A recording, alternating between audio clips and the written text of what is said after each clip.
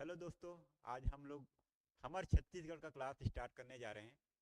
क्योंकि हम छत्तीसगढ़ के रहने वाले हैं, तो यहाँ की संस्कृति, रीति रीति रिवाज और यहाँ की वन संपदा, यहाँ की जलवायु, यहाँ की भौगोलिक स्थिति के बारे में हम लोग गहन अध्ययन करेंगे। और साथ ही साथ छत्तीसगढ़ के इतिहास और इतिहासकारों के बारे में भी हम लोग जानेंगे। तो अब ये छत्तीसगढ़ का क्लास क्यों इम्पोर्टेंट है?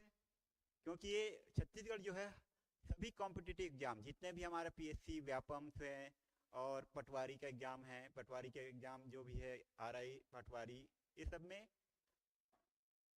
वेरी इंपॉर्टेंट कोर्स सब्जेक्ट है छत्तीसगढ़ का, हमारे छत्तीसगढ़, जो कि हर स्टेट के, हमारे स्टेट के एग्जाम निकालने के लिए वेरी इंपॉर्टेंट है। तो हम लोग आइए हम लोग शुरू करते हैं हमारे छत्तीसगढ़ का क्लास।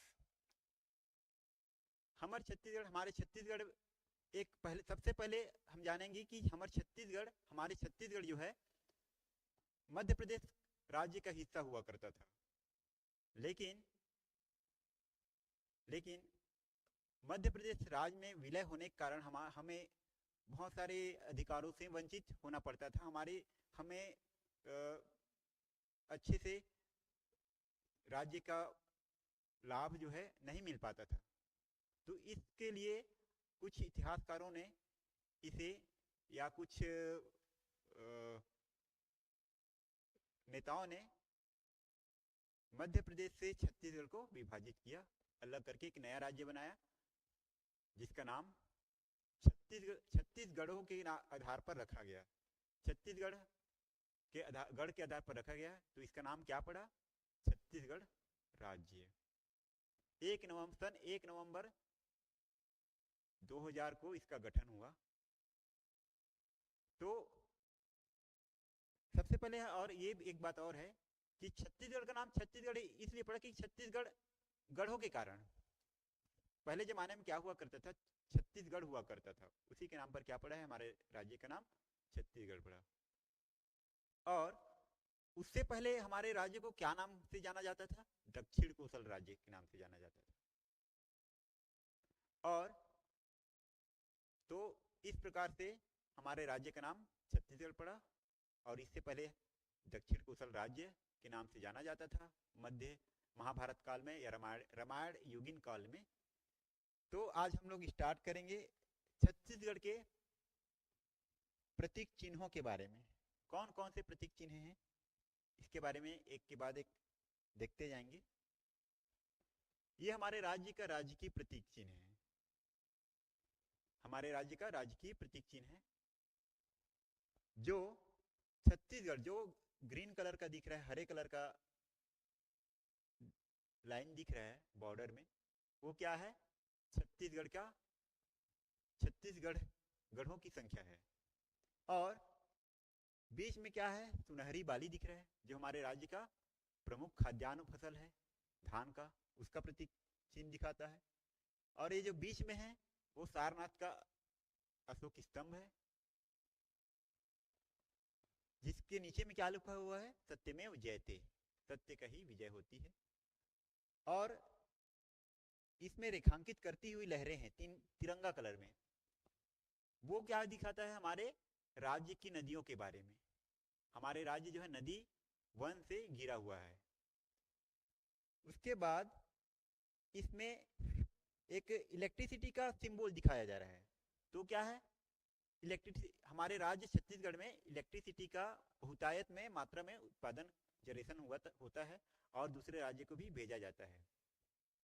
तो इसके बारे में, इस प्रतीक चिन्ह में एक एक करके हर एक सिंबल का अलग अलग अर्थ निकलता है, जो एक छत्तीसगढ़ राज्य का प्रतीक चिन्ह माना गया है। इसको अपनाया गया है, स्वीकृत किया गया है हमारे राज्य में।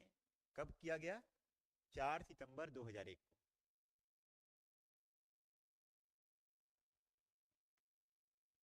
उसके बाद है, ये हमारे राज्य का राजकीय पक्षी है, जिसकी नाम क्या है? जिसका नाम पहाड़ी मैना। ये पहाड़ी मैना कहाँ पाया जाता है? बस्तर क्षेत्र में, बस्तर अंचल में पाया जाता है। इसका नाम क्या है? पहाड़ी मैना।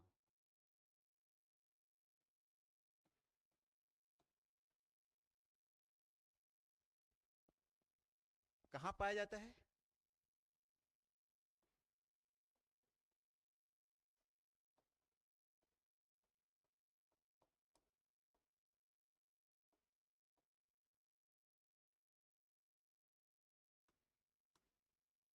बस्तर के पहाड़ी इलाकों में।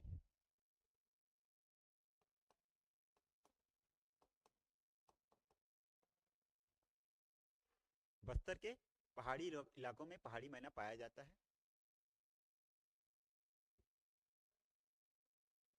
राज्य का, हमारे राज्य का राजकीय वृक्ष क्या है? साल सरई।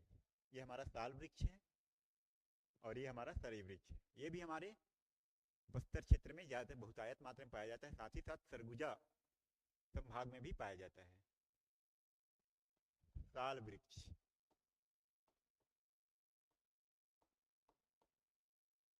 और ये हमारा सरई।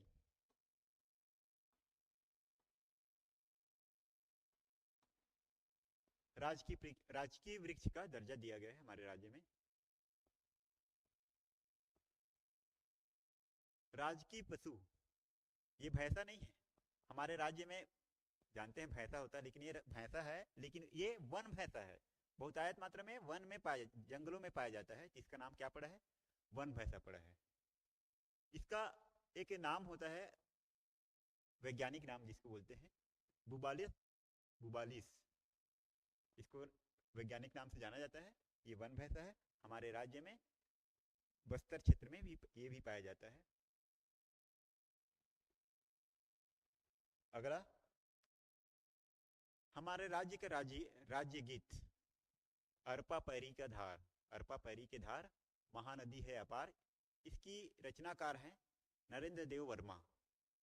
नरेंद्र देव वर्मा एक गीतकार हैं जिन्होंने इस गीत को लिखा है और इसे हमारे राज्य का राज्य गीत के रूप में दर्जा मिला है। और अभी तो हमारे राज्य शासन द्वारा, हमारे सरकार द्वारा हर एक जितने भी फंक्शंस होते हैं, सरकारी फंक्शंस, सरकारी उत्सव होता है, वहाँ पर शुरू करने से पहले इस गीत को गाया जाता है। और साथ ही साथ सभी स्कूलों में प्रार्थना राष्ट्रगान के बाद इस राज्य गीत को भी गाया जाता है। कंपलसरी हो गया है।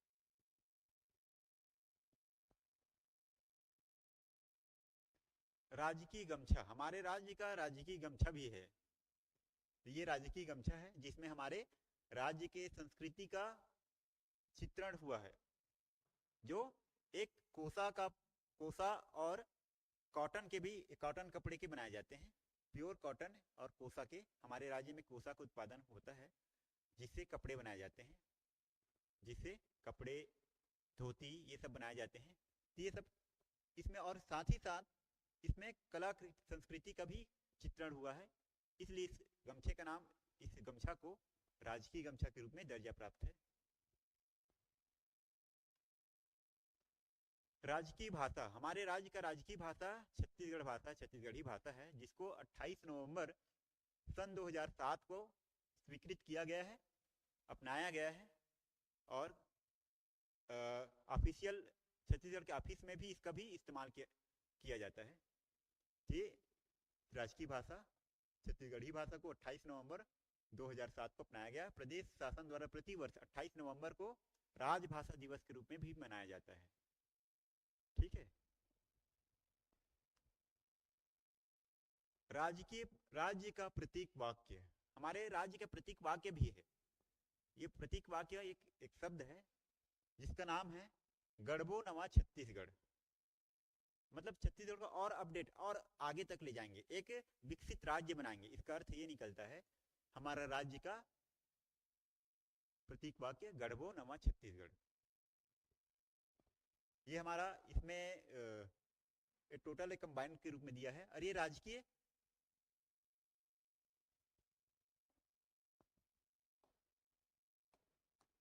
ये राजकीय पुष्प है, राजकीय पुष्प, पुष्प मतलब फ्लावर, मतलब फूल।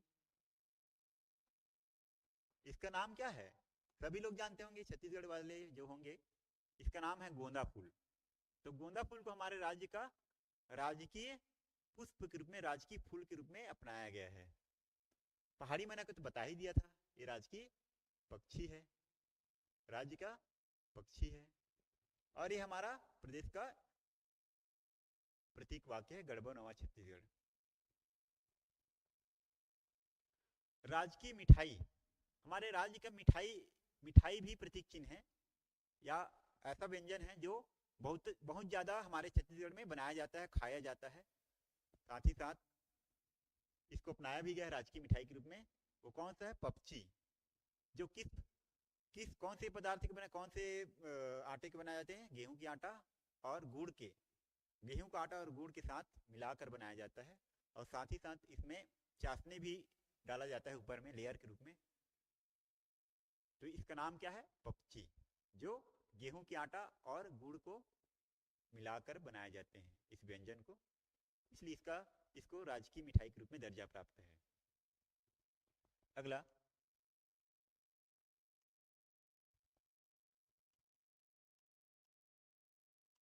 अब मैं आप लोग को हमारे राज्य के संभागों के बारे में ब्रीफली बताना चाहूंगा। स्टार्टिंग में कितने संभाग थे हमारे? जब छत्तीसगढ़ राज्य बना उस समय कितने संभाग थे, कितने जिले थे?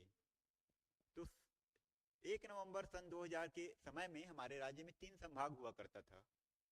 सरगुजा संभाग, दूसरा पहला सरगुजा संभाग, दूसरा बिलासपुर संभाग और तीसरा बस्तर संभाग।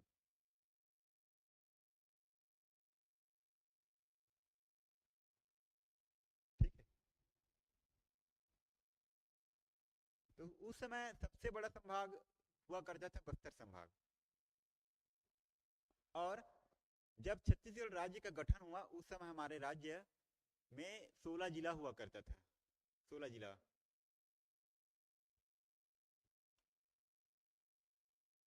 ये है। और हमारे राज्य का पड़ोसी राज्य कौन कौन है इसके बारे में, तो ये जो राज्य बना है इसका मातृ राज्य कौन सा है छत्तीसगढ़ का? मध्य प्रदेश। तो मध्य प्रदेश एक पड़ोसी राज्य अब हो गया है हमारा।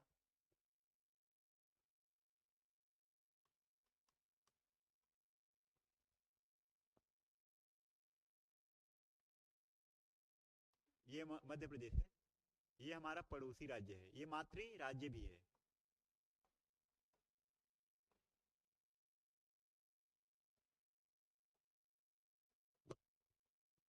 मध्य प्रदेश राज्य से ही अलग करके हमारे छत्तीसगढ़ राज्य को बनाया गया है। दूसरा पड़ोसी राज्य उत्तर प्रदेश, छोटा सा एरिया घेरता है, जो बलरामपुर आता है इसका एरिया। तो ये उत्तर प्रदेश भी हमारा पड़ोसी राज्य है। झारखंड तीसरा, ये झारखंड। उड़ीसा, सबसे ज्यादा हमारे राज्य का क्षेत्रफल जो है उड़ीसा राज्य से टच होता है, छूता है। तो सबसे ज्यादा जिले हमारे जो उड़ीसा राज्य से मिलते हैं, मतलब उड़ीसा राज्य हमारा इस राज्य का, छत्तीसगढ़ का क्या है? पड़ोसी राज्य है। तो उड़ीसा,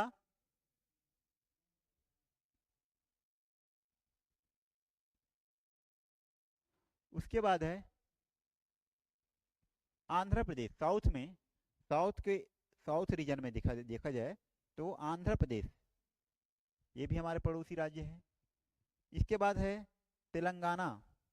तेलंगाना यहाँ पर छोटा सा हमारे बीजापुर और सुकमा के एरिया है, तो तेलंगाना है।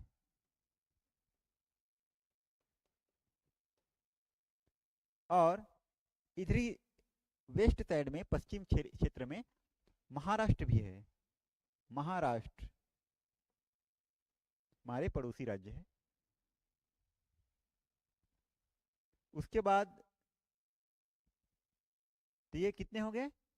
महाराष्ट्र तक ही है, केवल 7, 1 2 3 4 5 6 और 7, 7 राज्य हमारे छत्तीसगढ़ का पड़ोसी राज्य हैं।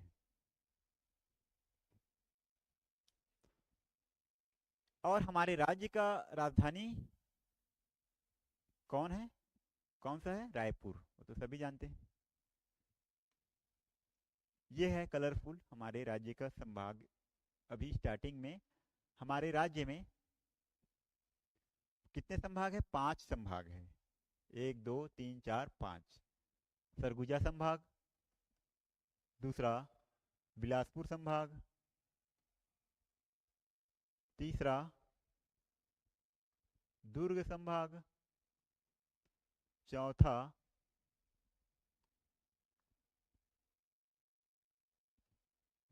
रायपुर संभाग,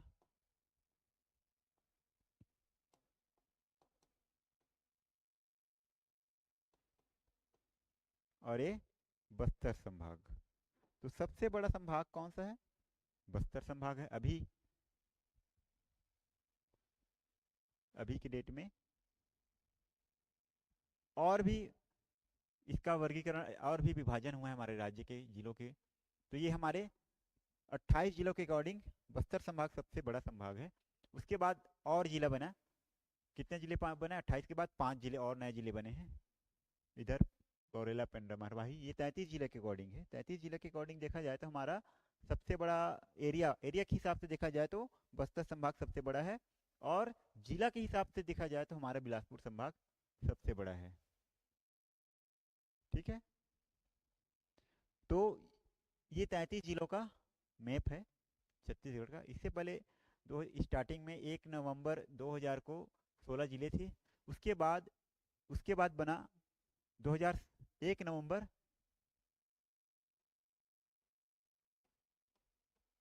नवंबर 2007 को 16 जिला का गठन हुआ। उसके बाद 2 जिले और बना। कब बना? वो सन 2007 में। कौन कौन सा जिला बना? 2007 में फिर से 2 जिले बने, जिसका नाम बीजापुर और नारायणपुर। बीजापुर, नारायणपुर।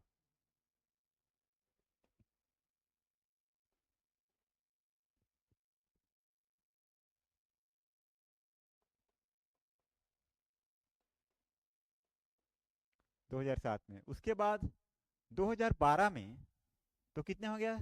16 2 18। अब फिर सन 2012 में फिर से 9 राज्य का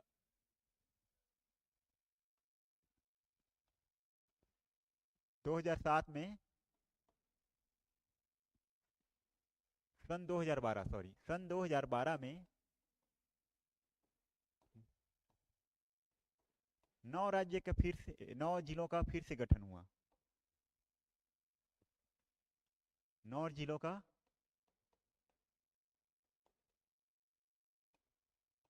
गठन हुआ। वो कौन कौन से थे? वो है बिलासपुर से मुंगेली को काट के बनाया गया। इधर इधर हमारे दुर्ग जिला को ऊपर साइड से नॉर्थ साइड से काट के बेमेतरा जिला, और साउथ साइड से काट के बालोद जिला बनाया गया। इधर गरियाबंद जिला बनाया गया धमतरी से अलग करके, और हमारे बस्तर से अलग करके कोंडा गांव को बनाया गया, और दंतेवाड़ा से अलग करके सुकमा को बनाया गया। और इधर तो इस प्रकार से 12 जिलों का गठन हुआ सन 2012 में। उस समय कौन थे मुख्यमंत्री? डॉक्टर रमन सिंह। ये भी पूछ सकता है। सन 2012 में जब ये नया 9 जिलों का गठन हुआ, उस समय कौन मुख्यमंत्री थे? डॉक्टर रमन सिंह। फिर तो कितने हो गए? 18 और 9 27 जिलों। 18 और 9 27 जिला हो गया। फिर से एक जिला बनाया गया। वो हमारा बिलासपुर को अलग करके गौरेला, पेंड्रा, मरवाही जिला बनाया गया 2020 में।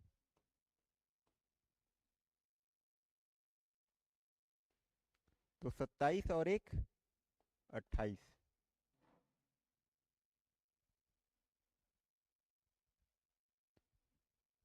फिर सन 2023 में फिर से जिला बनाया गया कितने जिले बनाए गए? 5।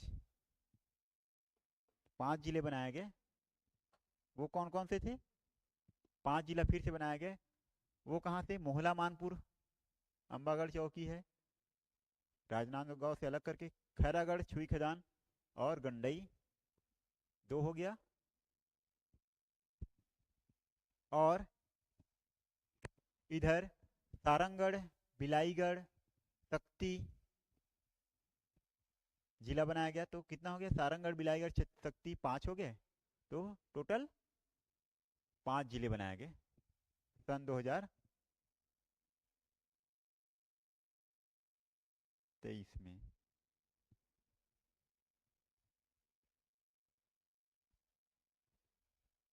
ये तो मैं आप लोग को एक टेबल बना के बता देता।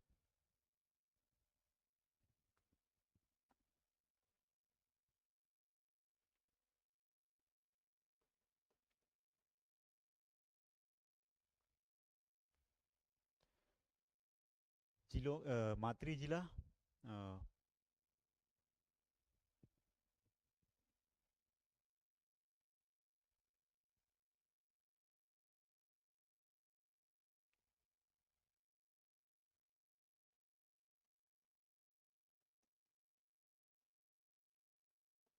जिलों की संख्या,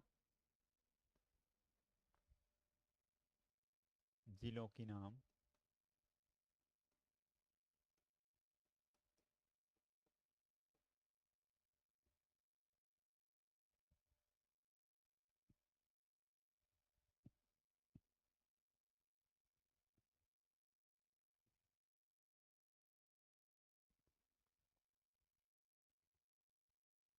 सन 2000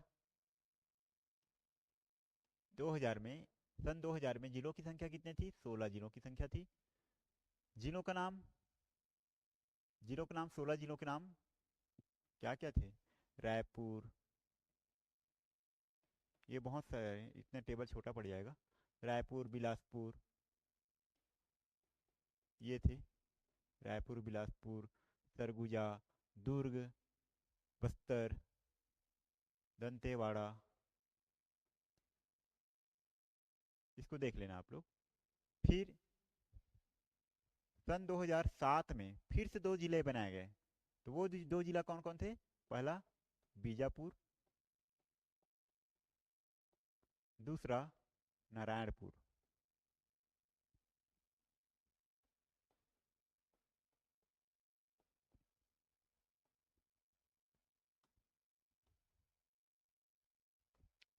सन 2000 फिर 12 में फिर से 9 जिलों का गठन हुआ। तो 16 2 18 और 9 27 हो जाएंगे। फिर 16 2 18, फिर 18 9 27। तो इसमें 27 5 9 जिले बनाए गए। वो कौन कौन से, उसके नाम भी आप लोग ज़्यादा है, 9 हैं, तो आप लोग को देख लेना है। तो पहला जैसे मैं बता देता हूँ आपको, जैसे हाँ गरियाबंद, ये है गरियाबंद। और बालोद, बेमेतरा, बालोद, बेमेतरा, कोंडागांव, सुकमा,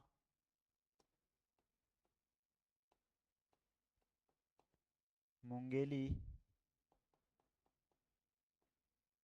मुंगेली जिला 1 2 3 4 5 6, 3 4 5 6, मुंगेली। उसके बाद बना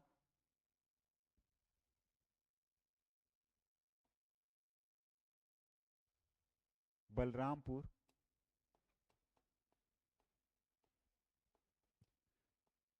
सूरजपुर,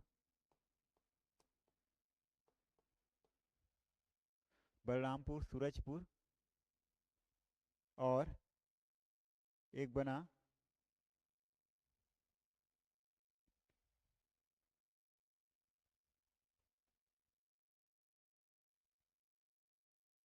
एक दो तीन चार पाँच छः सात आठ, एक और जिला बना,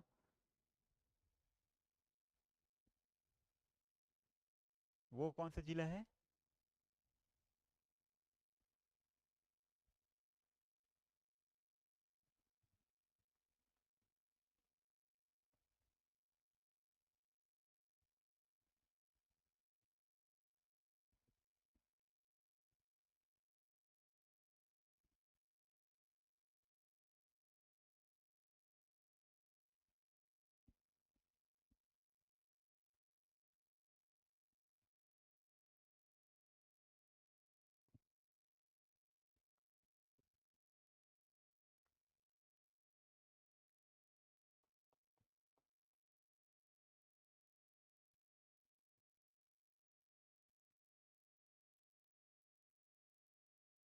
आगे, तो रामायण काल में हमारे राज्य को दक्षिण कोसल के नाम से जाना जाता था। रामायण काल में ये भी जान लेते हैं, पुराने काल में क्या क्या नामों से जाना जाता था। तो रामायण काल में इस राज्य छत्तीसगढ़ को दक्षिण कोसल के नाम से जाना जाता था।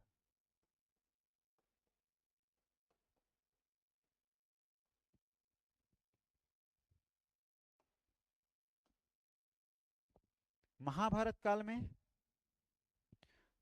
प्राग कोसल के नाम से जाना जाता था। महाभारत काल प्राग कोसल के नाम से जाना जाता था।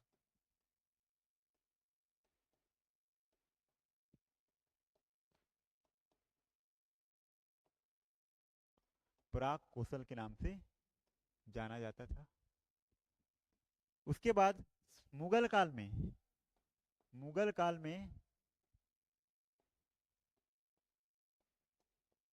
मुगल काल में हमारे राज्य को रतनपुर काल के नाम से जाना जाता था। रतनपुर, पहले हमारे राज्य का राजधानी रतनपुर हुआ करता था। फिर बाद में उसको स्थानांतरित करके रायपुर जिला को इस राज्य की राजधानी बनाया गया। रतनपुर काल या रतनपुर राज्य के नाम से जाना जाता था। तो दलपत राव नामक एक रियासत में नामक एक व्यक्ति हुआ करता था, जो आपके रियासत में, कौन सी रियासत में, खैरागढ़ रियासत में एक व्यक्ति था, दलपत राव, जिन्होंने सबसे पहले इस राज्य की संकल्पना किया, इस राज्य के बारे में सोचा, इस राज्य के लोगों के बारे में, अधिकारों के बारे में सोचा, और इस राज्य के गठन के लिए एक प्रस्ताव, एक आगे कदम बढ़ाए, ताकि इस राज्य के लोगों को एक पूर्ण राज्य के, छत्तीसगढ़ राज्य का दर्जा मिल सके।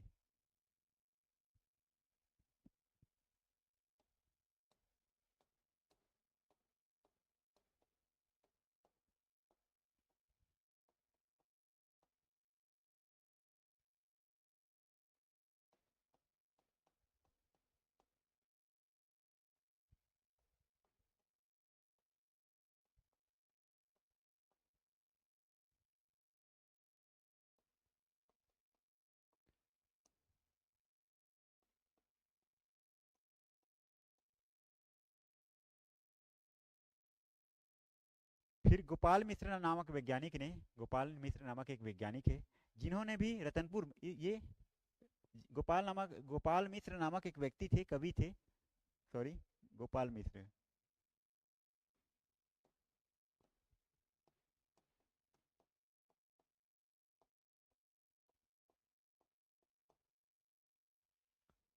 कवि था। इन्होंने रतनपुर